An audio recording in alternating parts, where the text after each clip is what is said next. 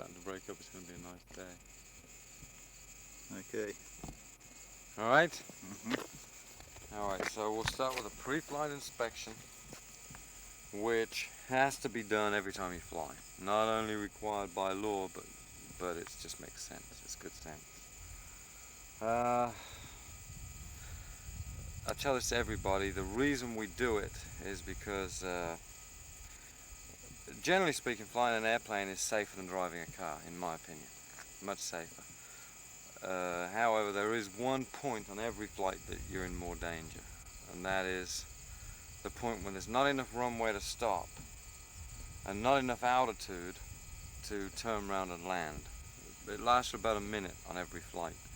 And so what we do is we check the airplane out thoroughly and make sure that everything is as it should be, and hope everything will hold together at least that 1 minute. Airplanes don't tend to fly every day like you drive your car every day, so they can get left to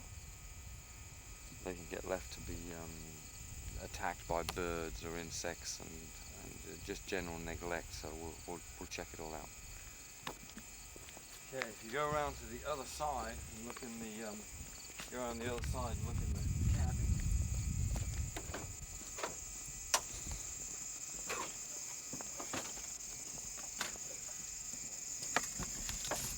You can see that?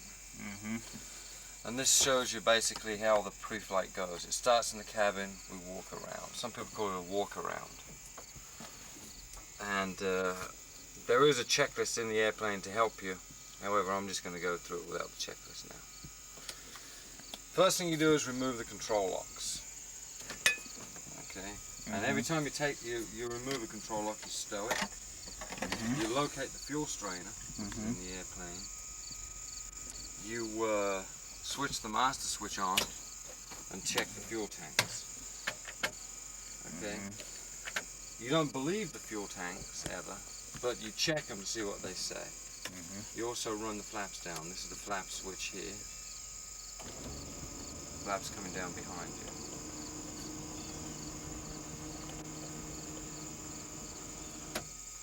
Just run down a little bit, then you switch this off. You make sure the key is out. The magnetos are off.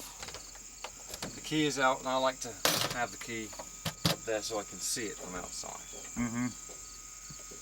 Okay. Is there anything else? Stay there, I'll be right around. This is the lowest point on the fuel tank.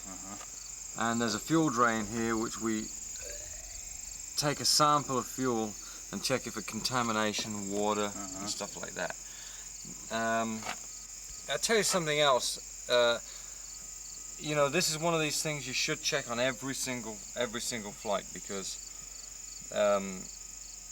other things can happen. For example, I landed here one day, and it was only like about a 20-minute flight, and I was going to take another student, and I thought, well, I better go through it, and I went through the draining of this, and I pushed this up into here, and instead of fuel coming out, air sucked in, because the vents were blocked, and I was building a vacuum in the tank. And so, you know, it's not only to check for contamination, but also to check that that everything is functioning properly.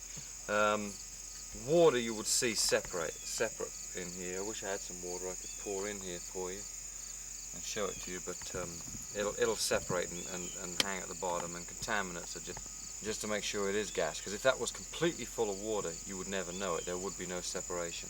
So, you know, always give it the sniff test. Where does the gas get in? Just through condensation or whatever? The water gets in the gas through a number of condensation, pumped in from tanks that have water in them in the ground,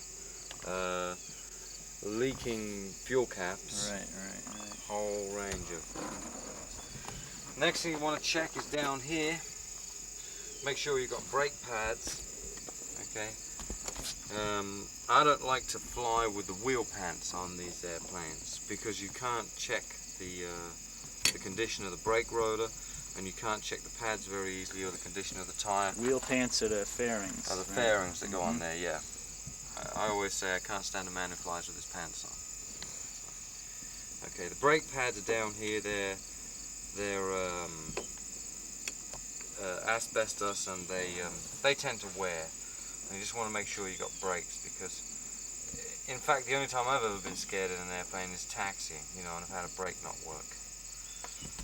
You also want to make sure that it's not leaking brake fluid. You know, there's not a big pool of red liquid around here. The caliper's tight and so on. The caliper has to float on an airplane. Ah, and what are they, hand or foot or inside? How do they trigger?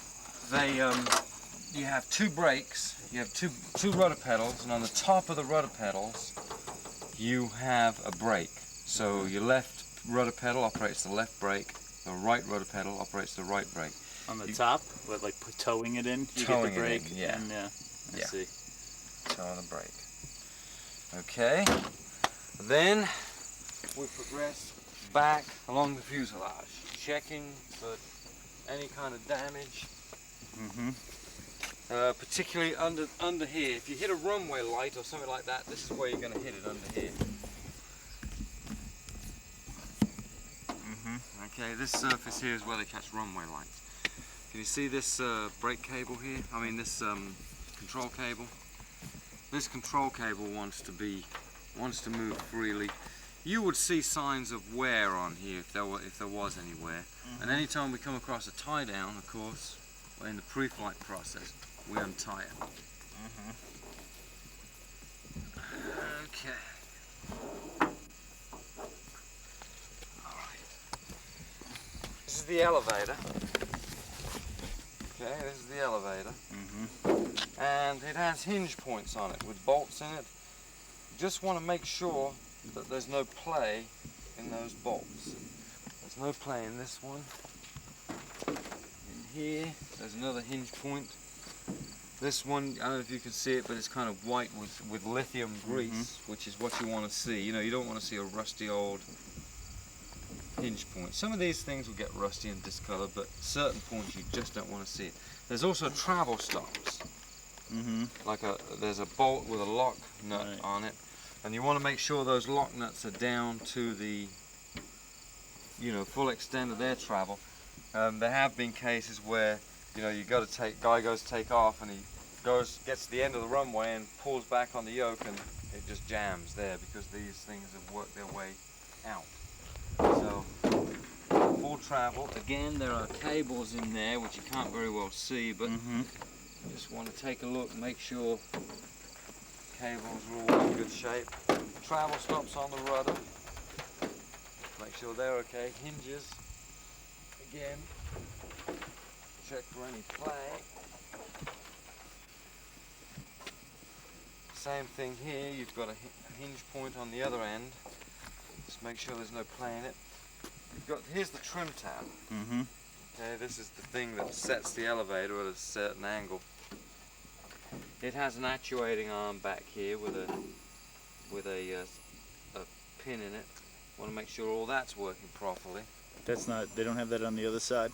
No, they just have different airplanes are of course set up in different ways, but this particular airplane just has it on one side with an actuating arm. Mm-hmm. And you see some of these are pretty close. And make sure that this isn't rubbing and causing any friction, or the other side on the cable. Make sure that cable's free. Okay. Underneath, make sure there's no damage. And we'll come to this tread. The tire is inflated. Brake pads are good. Check.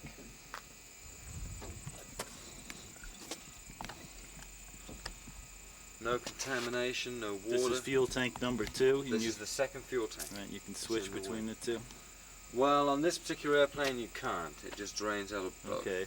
Some airplanes you can go left or right or both. Some just left and some just left and just right. They vary. This particular airplane. And that's like a check valve in there, right? You just push up on it, and it releases. Yeah, this is spring-loaded. Spring-loaded valve. Right. You just push up on it and it'll drain fluid, drain fuel. Okay.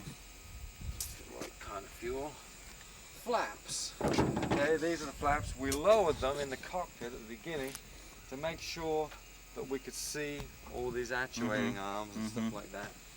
Now, here is a piece. Here, this is starting to wear here. See, this is the sort of thing you look for, but it's not doing any damage. But it is wearing. Now, if it was catching a rivet, you know, and starting to wear on a rivet or something like that, and we might have some concern. These actuating arms are not locked up or anything like that. That could become a problem. There is going to be some play in these. Okay, that's normal. You don't worry about that. That's about the only thing you do have play in. Here's the aileron. Okay, it has 3 hinges on it, and the hinges on this particular airplane have three little cotter pins in them. You want to make sure those cotter pins are in there. You wouldn't want these things to come undone on you. Okay. You might be able to see these operate in asymmetrically. Okay. And you might be able to see there's a little curl in the end of these, and some people say, "Uh-oh," but that's actually put in there for a reason. That curve is in there so that this is the last part of the wing to stall. When an airplane stalls, it stalls at the root first. It quits flying at the root, and then it quits flying out here and stalls here at the very last. Let's say you've got some aileron control right to the last minute in a stall. There is an actuating rod under here, which I don't like to see people come under here and do this, because if somebody was to grab the other aileron and yank it up, it would push this one down and cut your fingers off. If you're ever going to check that rod, you want to take the aileron in one hand and check with the other. How often do these things kind of go? Fairly frequently? Well, these very rarely. Infrequently? And what can happen with these is these have a sometimes what will happen is they will seize.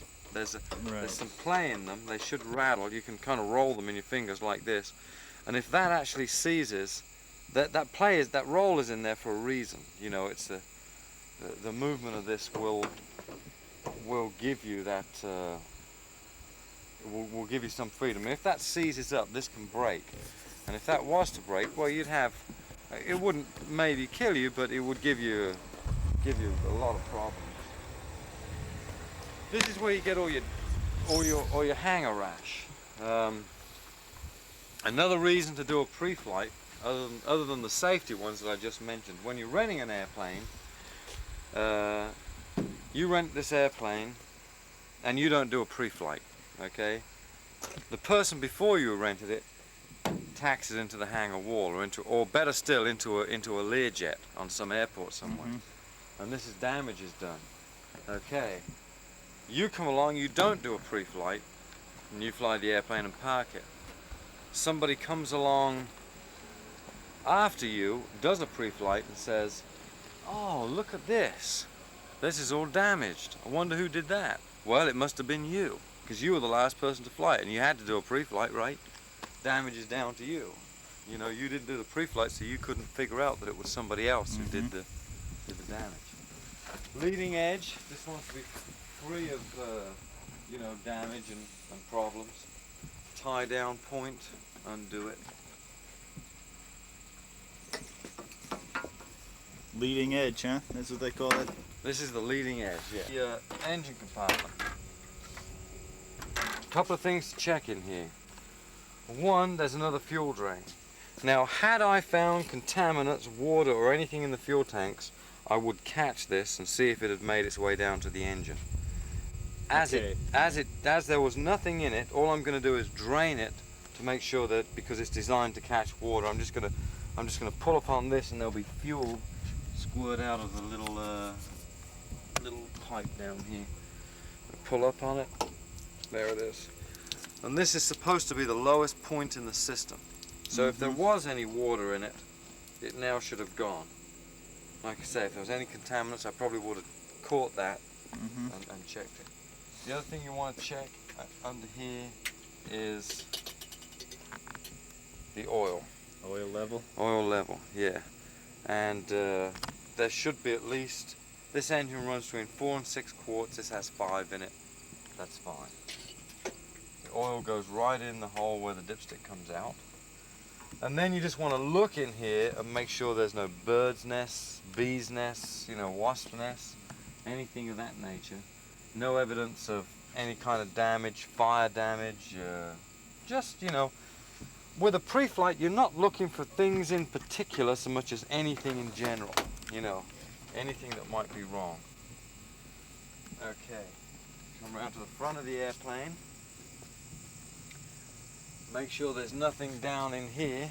This is where you get birds nesting. I mean, we've had birds nesting, try to start nesting in these airplanes while people have been parked to get fuel. At certain times of the year this is very prevalent. Really? The propeller. Okay, but we probably should check the nose wheel. You should have 4 fingers of clearance between this point and there, at least 4 fingers, which we have. And what's that, suspension on that? Yeah, this is an all area. What would affect that? And it's air and oil, and there's a damper on here, and this one, this has bolts and stuff like that. These get pretty dirty. The tire is properly inflated. There's no brake on this front wheel, so you don't have any problem there. If you have to move a prop, this airplane, to move it, you generally put a tow hook on here, and right now the propeller's in the way. Whenever you move the propeller, you move it backwards from the direction it turns. This is the leading edge of the propeller, the sharp edge, and that would normally go forward in this direction. I don't want to move this out of the way, so I move it backwards.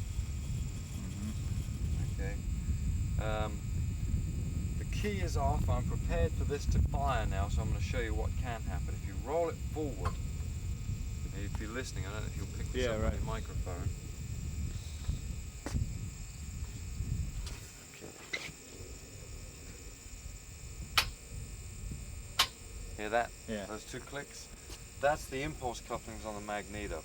Those magnetos wind up, throw, and if the magnetos weren't grounded, that engine could start at that point there. So if you move backwards, that'll never happen. So if you have to move these propellers, move them backwards.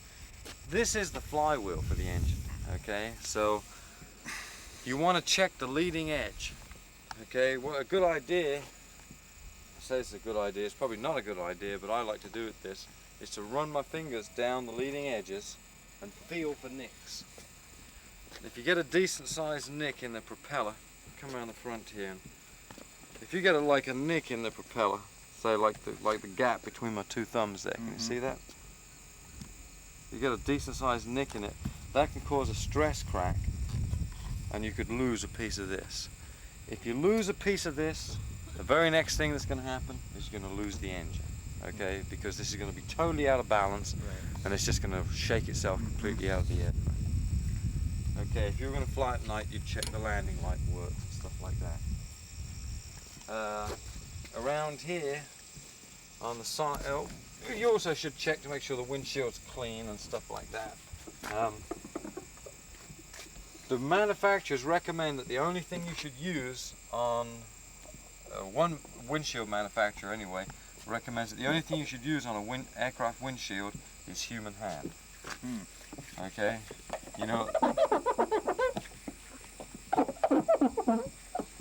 there's no abrasive.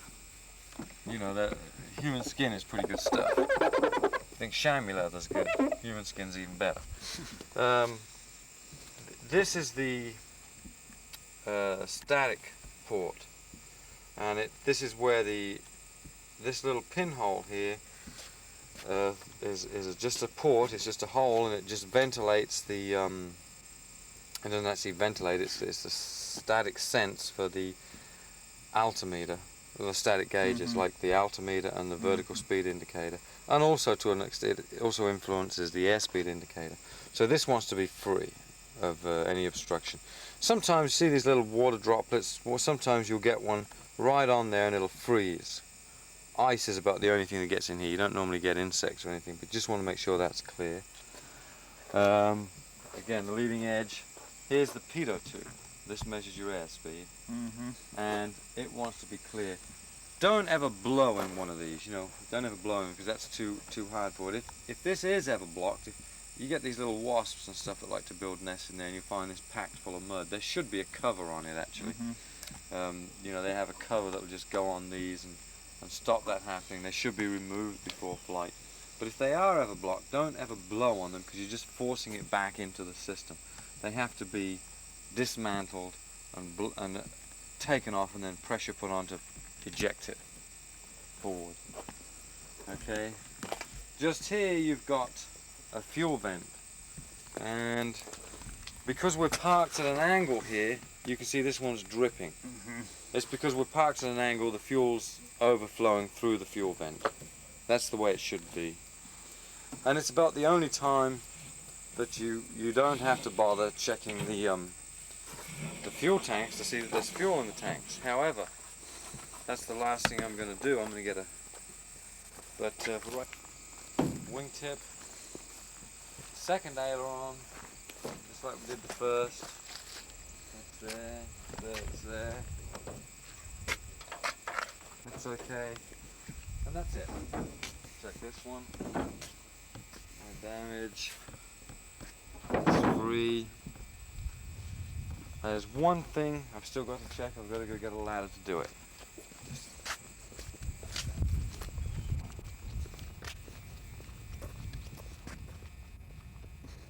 So it looks like it's clearing up now, because I'll be coming up over the top of the wing.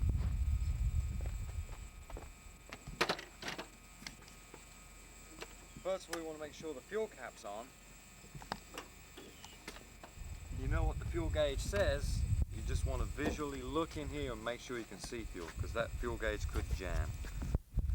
If this fuel cap is left off, because there's a low pressure area on top of this wing keeping you up here, the air actually sucks and keeps you up in the air. It will suck all the fuel out of this if this happens to be left off. So you know, you can have full fuel and 10 minutes later run out of fuel if this is left undone. So always make sure these are on. They're secure. Same with the other side. You can also check antennas and stuff on the roof while you're up here. Okay.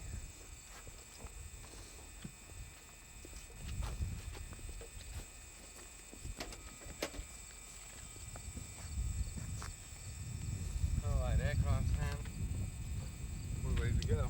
You got the rudders, and then on top of the rudders, brakes. Alright. Now, we do this part by a checklist. There's no point in relying on memory for this.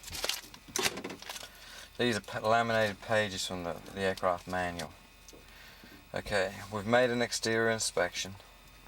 You get it, you know, the seats and seat belts. Before starting the engine, seat and seat belts adjust and lock. Fuel valve handle on. The fuel valve handle is down here, and it goes off, down, and then up to on. And we want to make sure that's on. Brakes test and set. Now, brakes, you just want to make sure you have a brake. That's the toe, it. That's right? the toe. Yeah. Radios, all electrical equipment wants to be off. Okay, we have a couple of radios in this. They're off, and all the electrical equipment's off. Carburetor heat is here. It wants to be cold. The mixture, which is this red button, red knob, wants to be rich all the way in. Prime as required. Well, this airplane has a priming thing here, but it also has an accelerator pump, and on hot days like this, I think that's sufficient. And it wants to be open 1/4 of an inch. What I do is I close it. Okay, this works the opposite to a lawnmower or anything like that. All the way back is closed. I kind of come back between here and my finger about 1/4 of an inch, and then advance it till my finger touches. That's the throttle open 1/4 of an inch. Master switch on. That's this red switch here. Okay. Propeller area clear. Okay. You normally just yell, "Clear prop!" If anybody's out there, you've given them fair warning. Ignition switch to start. Left magneto, right magneto, both and then start. You know, you'll probably, at some point in this, some stage in this procedure, you're going to sort of have doubts as to whether you actually can be able to do all of this, but you will. It's very, very, you know, after a while it becomes second nature. Okay. Let's start with the legs. There's crosswind. Okay. Crosswind. There's downwind.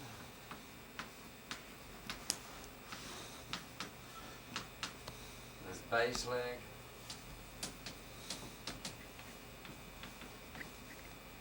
And this final, which we won't be dealing with. Okay. Right now, let's get the dimensions and the numbers and everything you have to think about. And what I try and do is I try and explain it to you as you should be thinking about it, rather than just, you know, give you the numbers. I try and kind of explain it in a way that you will, you know, that it'll come to you and that you will perceive it. Okay, the first thing you do is you're at the end of the runway here. Okay, you get full power.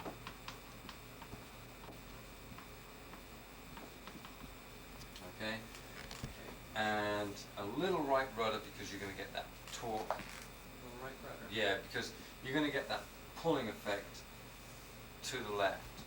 Okay, so you're going to give it a little right rudder. You will accelerate down the runway and at approximately 50 miles an hour. Alright, okay. You're going to start to get it back pressure. Okay, back pressure at 50 miles an hour. Yeah, lift the nose, in other words. You'll break ground and you'll start to climb out, and you want to go to 70 miles an hour. Okay, 70 miles an hour is whatever, almost everything in these 150s happens at 70 miles an hour. You know, it's the approach speed, it's the landing speed, it's the climb out and takeoff speed.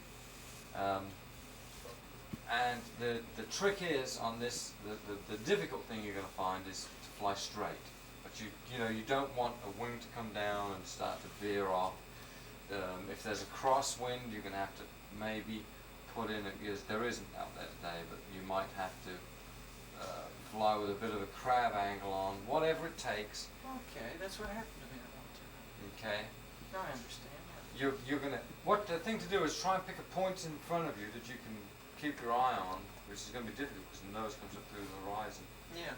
And you're going to have to kind of fly straight towards it. But you get a lot of clues and stuff like that. Yeah. How do you reuse the rig? Some documentaries are.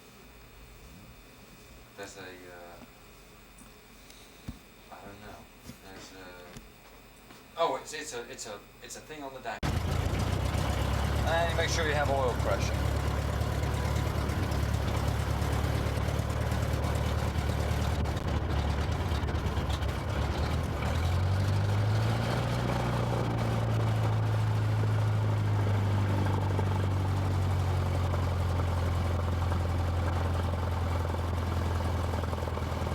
When you're taxiing anywhere, you taxi the middle of everything, okay?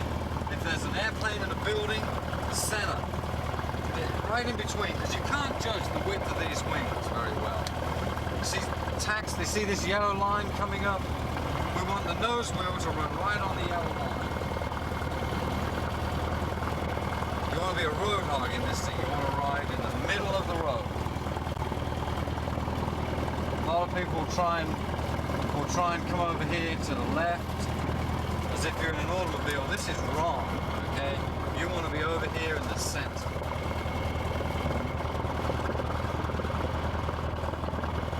Okay, now I need, really need you to do some steering on this. So do you want to, I think you'll have to shut down for a minute and just.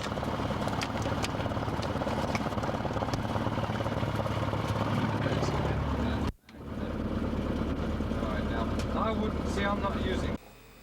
On the dash? Yeah, it's a button on the dash. Okay, now we're starting off here at 1,200 feet, approximately. 1,200 feet Yeah. above sea level. Above, yeah, mean sea level. MSL. And, which is, you know, ground level. We're not going to do anything to the airplane until we get to 500 feet. Okay, you don't touch an airplane. You know, if it's running, leave well alone. Okay.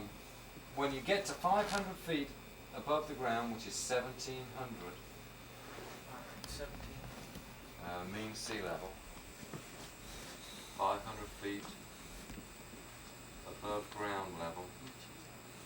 Okay, you can make your first turn. Okay, it's going to be, and the thing to do is when you get to 1,700 feet, look. Okay. Look to the left. Yeah, and pick a point on the horizon out here and turn to it. So you look, you pick your point. As you go into your turn, you're going to lose it because the wing will come down and cover it up. But then you turn to that point and you fly to it.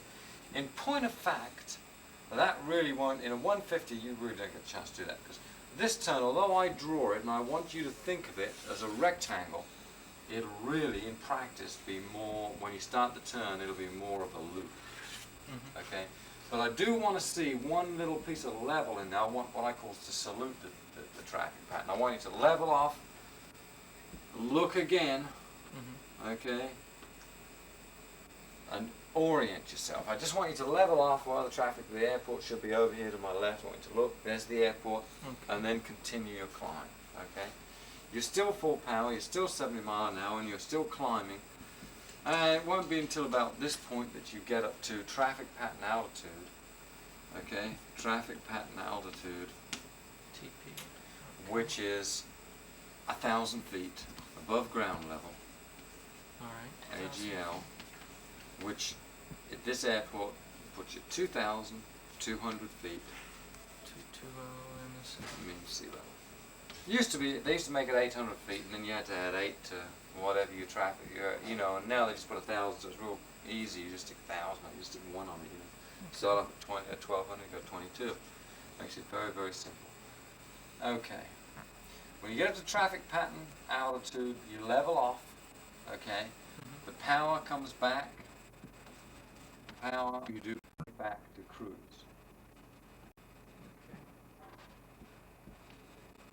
Okay, which, well, we'll just put the numbers in there. We'll just put 2350. RPMs. Yeah, RPMs.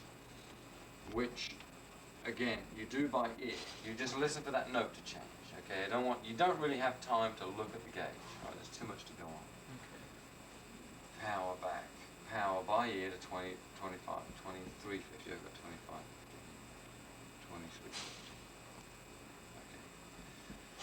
2350. Okay. You're downwind. You make your radio call. For a radio call, I use this. Okay? Okay. You make your radio call. And the radio call goes Marshall County Airport, 160, or what do we, I don't know what the numbers are on this airplane. Let's use 16095, downwind, touch and go, runway 24. Runway 24. Okay?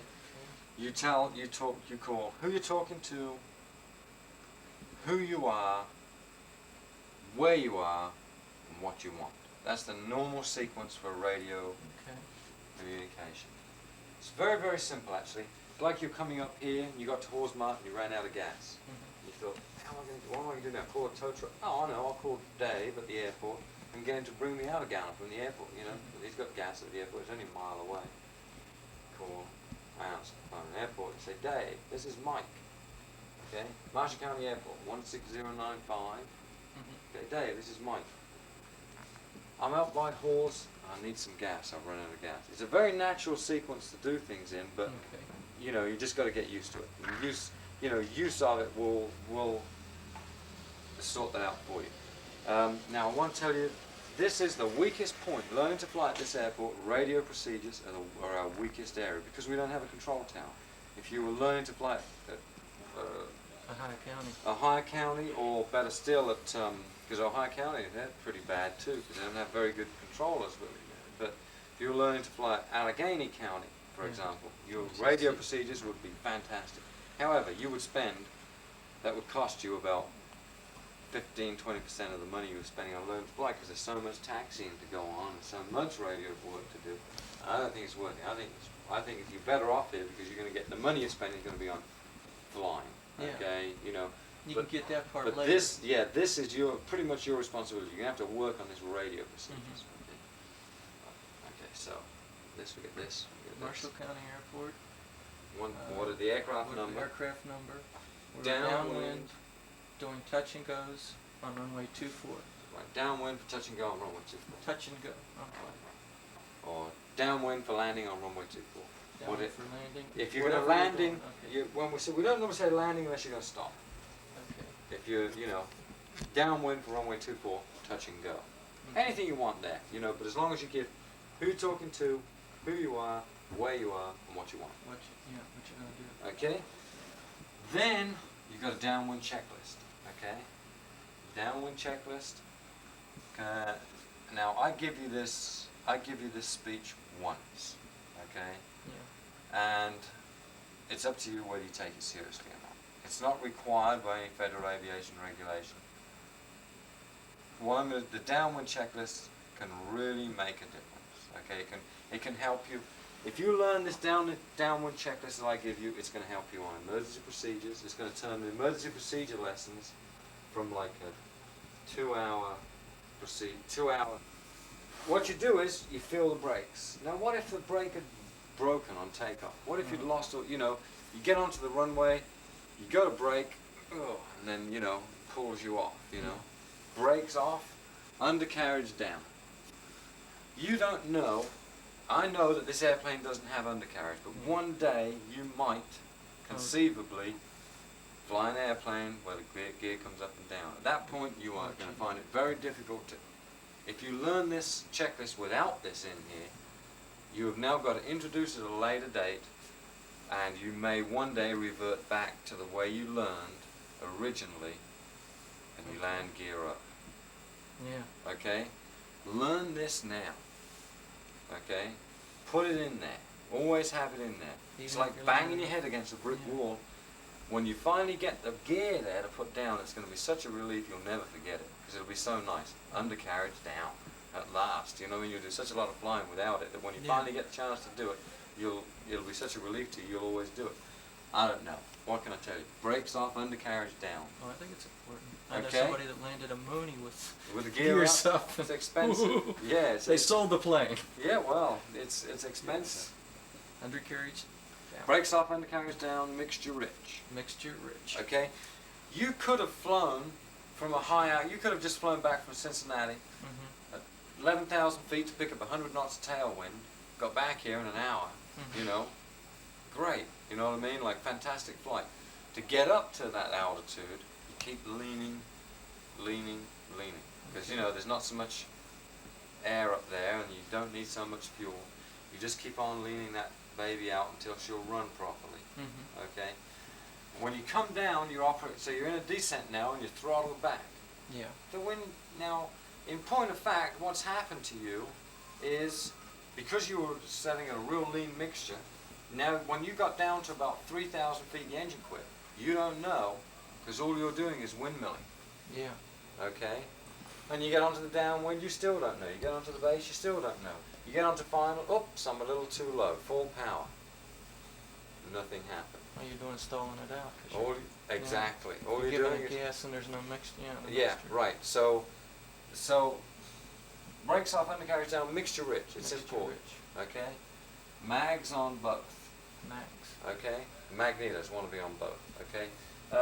Just There- glance down and check. Yeah, the boat. just glance down and check it. There is a chance. This is they've had. This is really to do with switches and stuff like that. But brakes off, undercarriage down, mixture rich, mags on both. Fuel on and sufficient. Okay, here's another situation. You've flown all the way back from Cincinnati, Mhm. level, and you're in an airplane that has left or right tanks. It doesn't go both. Mm-hmm. Grummans do that, Moonies do that. A lot of airplanes do that, okay? So Yeah. you flew all the way back from Cincinnati on the left tank, no problem. And you flew straight and level. You didn't make one damn turn. You Yeah. measured the course, you did dead reckoning, you did it perfect, level flight. Yeah. First turn you do is here, okay? Now, Okay. standpipes out of gas.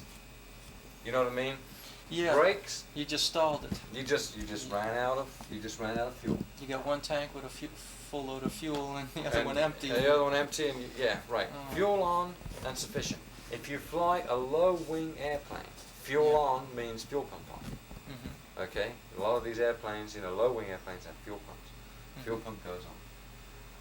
So fuel on and sufficient. That is to say, it's on the correct tank. The fuel pump is on if needed be, and there is sufficient fuel, in that tank. Some airplanes say go to the fullest tank for landing, but fuel on sufficient. Fuel on sufficient. Flaps as required. Flaps. Okay, that can be cow flaps. Cow flaps on the airplane. Mhm. Okay, you don't have cow flaps on this airplane. Moonies have them. 182s have them. Bigger airplanes have cow flaps on. They want to be closed. Wing flaps as required. We just say flaps as required. So if you want to put flaps on this, brakes up, undercarriage down, make sure it's mags on both. Fuel on sufficient. Flaps as required. Gyros and gauges all in the green. Gyros. Okay. Gauges in green. Okay, gyros and gauges. That means to say that you've got suction on the instruments, you've got oil pressure, you've got oil temperatures okay. You just check the gauge, make sure all the you don't actually check all these things. You just go down, you go green, green, green. You Yeah. don't have time to really think about it. All you do is you just quickly glance over them and make sure there's nothing's in the red. Mhm. So gyros and gauges all in Gyros green. and gauges in green. Hatches and harness secure. Hatches and harness, okay? You want to make sure the doors are locked. Some airplanes require that you take the lock off before you land. Some airplanes you just can't get into. Mhm. If you were to have an accident, you want the locks on all the time you're flying so the doors don't pop. Yeah. But some airplanes require that you unlock the doors before you land so that if anything happens to you, people can get to you. Yeah. Okay? But you just want to make sure the doors are closed, the windows are closed, and the harnesses are on. So, yours will be on anyway. But Mhm. it's the point where you turn around to the passengers to be legal and say, we're going to land now, put your seatbelts on, Okay. I mean, you get youngsters who take their seatbelts off when you're up in the air so they can stand up and see out the window. You know what I mean? Yeah, I know. And stuff like that. So you're coming into land, and it's illegal, and it's fine. It's legal for them to do that. It's safe for them to do that. You get up to altitude, there's nothing going to happen to them. Yeah. They can take their seatbelts off unless you get into turbulence. You can tell them to put it on, obviously. Mhm. But it's a nice, calm, smooth ride. On the landing, the law requires them to have their seatbelts on. Yeah. Take brakes off, undercarriage down, mixture rich, mags on both, fuel on sufficient, flaps as required, gyros and gauges all in the green, hatches and harness secure. From the touchdown point, Okay. you want to initiate a descent. Okay? Start your descent. Initiate it. Okay? That is to say, you don't start descending, but what you do is you set up for a descent. Okay? When I say initiate descent, it's 1, 2, 3. It's power back to 1500, carburetor heat, flaps 10 degrees, Flaps 10 degrees. and trim. Okay? Trim tab. Here's the thing. Here's the trick. Okay? Power. Okay? Do it by ear. Mhm. Okay? Back to 1500.